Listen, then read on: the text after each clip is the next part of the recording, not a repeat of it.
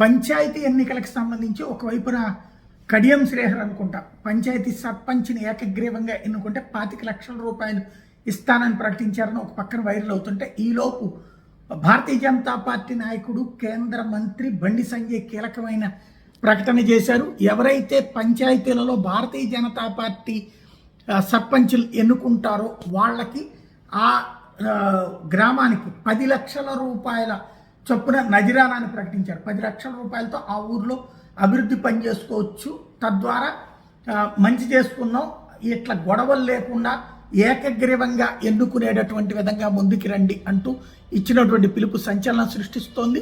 ఎందుకంటే కరెక్ట్గా ఎన్నికలకు సంబంధించినటువంటి డేట్లు ప్రకటించిన తర్వాత ప్రతిరోజు కూడా ఉదయం పూట 7 నుంచి మధ్యాహ్నం 2 గంటల దాకా ఎలక్షను, ఆ తర్వాత కౌంటింగు, ఎన్నికల కోడేమో ఇప్పుడే అమల్లోకి రావడం. కరెక్ట్గా ఈ టైంలో 3 విడతలుగా ఎన్నికలు జరుగుతుంది. ఈ నెల 27 నుంచి తొలి విడత నామినేషన్ల స్వీకరణ జరుగుతున్నటువంటి వేళ ఈ నెల 30 నుంచి 2వ విడత నామినేషన్లు స్వీకరించబోతున్నారు. అదే అంటే ఈ నెల నుంచినే బిగిన్ అయిపోతుంది పని అంతా కూడా. డిసెంబర్ 3 నుంచి 3వ విడత నామినేషన్ స్వీకరణ ఉంటుంది.